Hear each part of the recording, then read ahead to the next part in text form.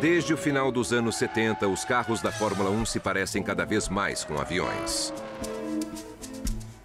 No lugar do desenho em formato de charuto, característico das primeiras corridas, os carros da nova era se tornaram peças de uma tecnologia secreta.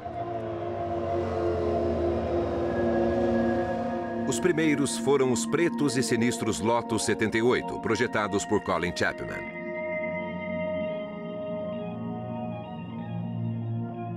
Eles escondiam um segredo que poucos entendiam. O FW24 da Williams é um descendente direto do Lotus 78. O seu layout é universalmente aceito como a solução perfeita para um carro de assento único. O motor de 10 cilindros fica no centro. Os dois lados do cockpit têm dutos refrigerados. Atrás deles estão os radiadores do motor. Não existem ventoinhas que movimentem o ar quando o carro está parado. O câmbio semiautomático fica na parte de trás do motor. Ele apoia toda a suspensão e o mecanismo de tração das rodas traseiras. Entre o motor e o piloto fica um tanque capacitado para cerca de 100 litros de combustível. A carroceria do carro é totalmente aerodinâmica, moldada em fibra de carbono. O sistema da tração traseira dos carros de passeio não muda desde os anos 30.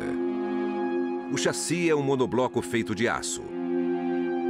O motor é colocado entre as rodas dianteiras.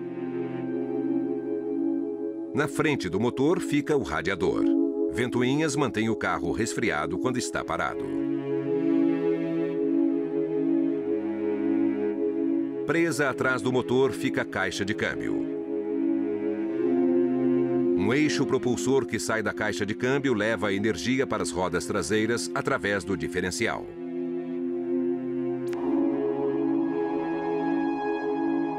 Um tanque de combustível de aço ou de plástico fica ajustado sob o assento traseiro.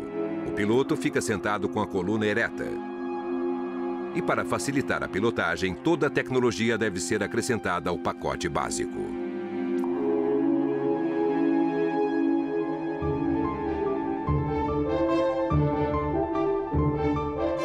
De vez em quando, os carros de passeio se beneficiam das corridas. Pneus, freios, direção, motores. Tudo foi aprimorado nas pistas. Com a chegada dos computadores, uma revolução invisível atingiu a construção e a direção dos carros. Superautomóveis como este têm controle de tração, controle de estabilidade, freios ABS, suspensão ativa, troca eletrônica de marchas e até o registro de quem está dirigindo. Mas muitas dessas coisas não vieram da Fórmula 1. Durante muitos anos, ninguém na Fórmula 1 admitiu que o automobilismo melhorou o desenvolvimento dos carros de passeio. A maior parte do que existe nos carros de Fórmula 1 não interessa aos carros comuns, mas é de grande interesse dos engenheiros. Frank Derny é engenheiro aerodinâmico. Soprando a superfície de uma folha de papel, ele está demonstrando um fato científico. Quando a velocidade do ar sobre uma superfície aumenta, a sua pressão cai. O papel é erguido para o ar. As asas de um avião usam esse princípio para poder levantar voo.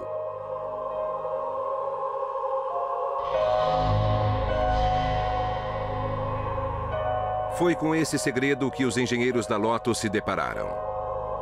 Escondido sob o chassi preto do carro, havia um formato primitivo de asa de cabeça para baixo. Bordas de borracha perto do chão eram as únicas pistas que os físicos tinham para estudar. Conforme o carro avançava, o ar imóvel ficava pressionado sobre o carro e era acelerado pela forma de asa. Conforme o ar acelerava, a pressão caía e o carro aderia ao solo. As bordas eram uma tentativa de barrar a baixa pressão do ar que vinha de fora. A Lotus produziu um carro que era um desafio para nós. E certamente tinha uma característica técnica particular que realmente foi um grande passo adiante, mas não sabíamos direito o que era, e a Lotus foi muito hábil ao esconder o carro. O grande lance é que eles tinham inventado um diferencial novo e fantástico, e toda vez que o carro era testado, eles cobriam a caixa de câmbio e alguém corria para o caminhão com algum dispositivo escondido em um pano. E assim, todos os olhares eram desviados, porque o que eles tinham descoberto, na verdade, era uma maneira de conseguir 3 vezes mais tração sem nenhum arrasto, e isso resultou em mais aderência. Mas, francamente, o diferencial não poderia, mesmo que fosse perfeito, ter feito tanta diferença como nós acreditávamos. No final, ficou bastante claro, ao se fazer um modelo no túnel de vento, que o efeito na tração foi, sem dúvida, um avanço enorme. Frank Derney ajudou muito a desvendar o que a Lotus tinha descoberto. O FW-07 de 1979 tinha um formato de aerofólio melhorado, mas Derney também percebeu que o ar escapava constantemente por baixo e prejudicava a sucção, podendo ser evitado com uma borda deslizante. A borda da Williams não era flexível. Era firme e se movia para cima e para baixo, fixando o carro no chão em qualquer velocidade. O aumento do desempenho foi uma revelação. As bordas foram proibidas em 1981. Desde então, todas as vantagens aerodinâmicas tiveram que ser obtidas em cada centímetro do carro. O motor tem que ser alimentado com ar. Esse é um carro turbinado com um refrigerador que mantém o ar comprimido frio. A quantidade de ar que precisa passar por aqui é mínima.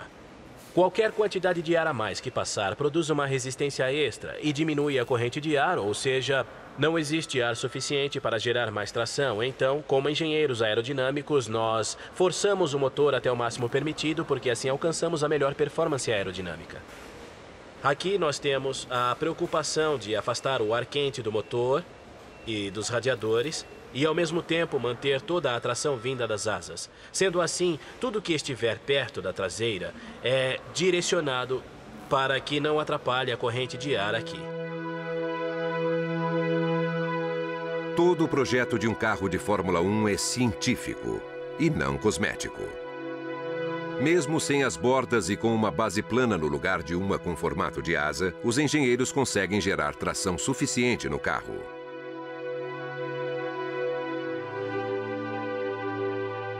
Quando as asas dianteiras chocam-se com o ar, elas são ajustadas para forçar a frente do carro para baixo. Isso ajuda na aderência, principalmente nas curvas. A carroceria é desenhada para absorver o ar. Quanto mais ar ela segurar, melhor as asas traseiras funcionarão. A tração sobre as rodas traseiras ajuda na aderência, que é importante. Em um bom carro, esses elementos funcionam harmoniosamente. Em um carro ruim, não. O problema em aumentar a tração usando as asas é o arrasto. O arrasto é uma corrente de ar que é puxada para trás do carro. O ar tem peso, e com o arrasto seria como rebocar uma caravana a 250 km por hora. Se a tração for gerada pela asa na parte de trás do carro, isso pode trazer um arrasto extra. E então, dependendo da velocidade do carro, isso vai exigir mais potência para superar esse arrasto. Então, se tivermos muita potência, podemos usá-la para produzir um pouco mais de força aerodinâmica no carro e também um pouco mais de arrasto.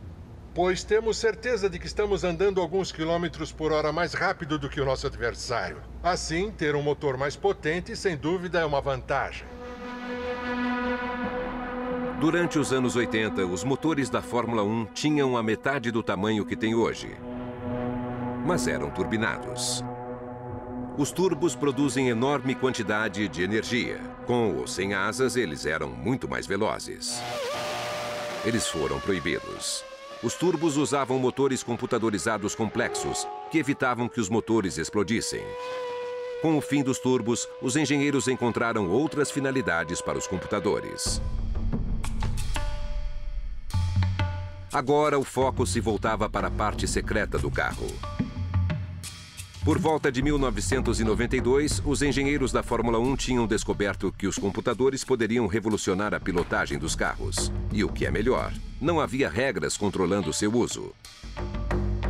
Computadores processam enormes quantidades de informação em velocidades muito altas. Eles são perfeitos para equilibrar máquinas instáveis.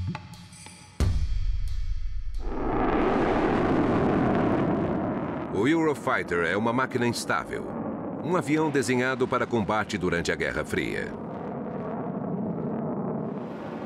Ele possui 3 supercomputadores. O piloto controla os computadores e os computadores controlam o avião. O piloto não teria como controlar esse avião sem os computadores. Ele não tem o comando manual. Então, nós confiamos nos computadores e ficamos felizes pelos benefícios que nos trazem. Os benefícios para os pilotos é que eles não precisam se preocupar com as consequências desastrosas em manobras arriscadas. O computador avalia constantemente o que o piloto faz, processa informação sobre a posição do avião e mantém tudo estável durante o voo.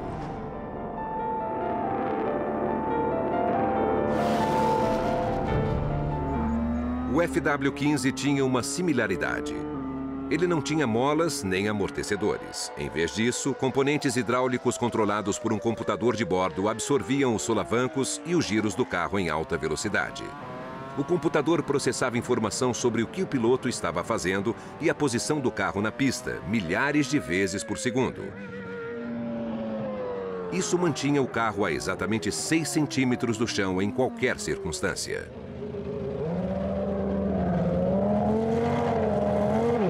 O principal era manter o carro numa altura ideal do chão e assim ele produziria a maior quantidade de tração possível.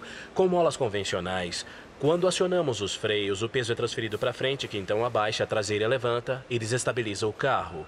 E assim que pisamos no acelerador bem no meio da curva, a traseira abaixa, a frente levanta, o que também desestabiliza o carro. Se usássemos um sistema de suspensão ativa, seria rápido e eficiente compensar isso. E, mais importante ainda, manteria a estabilidade do carro, não importa se estivesse indo devagar e sem muita força na curva, ou em alta velocidade nessa mesma curva, ainda assim o carro manteria uma distância ideal do chão. Esse era o objetivo da suspensão ativa e isso valia segundos, não décimos, segundos.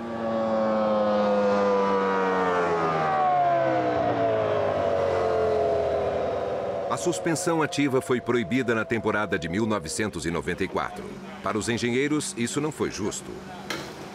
Algumas proibições tinham sido impostas por razões de segurança. A suspensão ativa, uma ideia que poderia ser usada em carros comuns, foi proibida porque ajudava o piloto. Eu não acho que a suspensão ativa era uma ajuda para o piloto. Ela não dirigia o carro para o piloto. Ela aumentava o potencial do carro, mas era uma tecnologia muito interessante. E eu acho que poderia ter muitos usos comerciais também. E acho que foi uma pena que a Fórmula 1 tenha proibido, limitando esse tipo de avanço. Eles haviam como um empecilho para o trabalho do piloto. Achavam que o piloto viraria um robô, quer dizer, é um total exagero. Existe uma discussão entre pilotos versus ajuda tecnológica ou de pilotos versus os limites da tecnologia. Isso não é uma questão simples, porque como vai se saber que direção tomar? E o esporte está tentando descobrir qual dos dois caminhos deve seguir. Os engenheiros são muito bons para compensar terreno perdido, sem se importar com as limitações impostas ou com o excesso de velocidade que a pista pode comportar.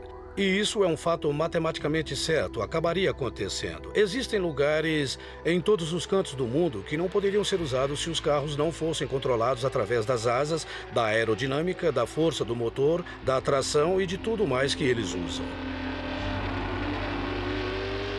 Mesmo sem as bordas, sem os turbos e sem a suspensão ativa, um carro de Fórmula 1 consegue atingir velocidade e força suficientes para superar facilmente o seu próprio peso. Ele poderia correr em cima de um túnel com facilidade.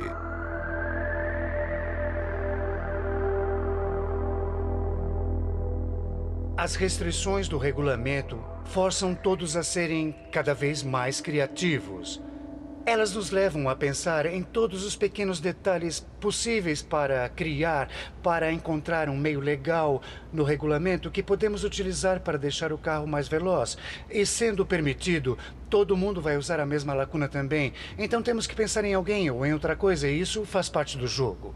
No momento em que um carro de corrida entra na pista, o projetista desse carro, o homem cuja assinatura está lá embaixo, fica pensando: gostaria de continuar mexendo no projeto ou no carro, porque eu sei que o tempo todo os avanços acontecem. E se eu falasse com o fornecedor do motor para fazer isso, aí sim, eu poderia mexer nele. E se o resultado for um carro que pode vencer a gravidade, nenhuma surpresa. A maior fonte de tecnologia é a aeronáutica. Pense no espaço aéreo. Tudo depende da aerodinâmica. Depende também da criatividade com o material. De torná-lo o mais leve possível, o mais resistente possível para funcionar em condições extremas. Já com os carros de passeio, não se pode fazer nada. E é assim também com os carros de corrida. Mas afinal, como podemos deixar esse carro o mais leve possível? O mais leve possível. E como vamos deixar a suspensão ao mesmo tempo o mais forte possível, usando a fibra de carbono? Então, esse tipo de qualidade dos materiais, da aerodinâmica, é um exemplo de como as indústrias interagem.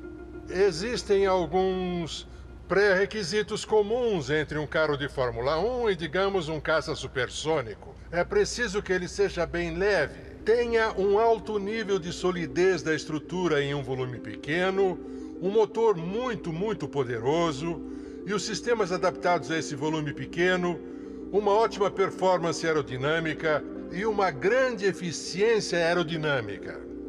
Todas essas coisas levam a um conceito de projeto com aspectos comuns entre os dois. E até mesmo alguns dos materiais utilizados, desde ligas de alumínio ou de titânio, e algumas técnicas de solda e montagem, e mais recentemente, de 20 anos para cá, compostos que contribuem muito para aumentar a solidez da estrutura, reduzindo assim o seu peso.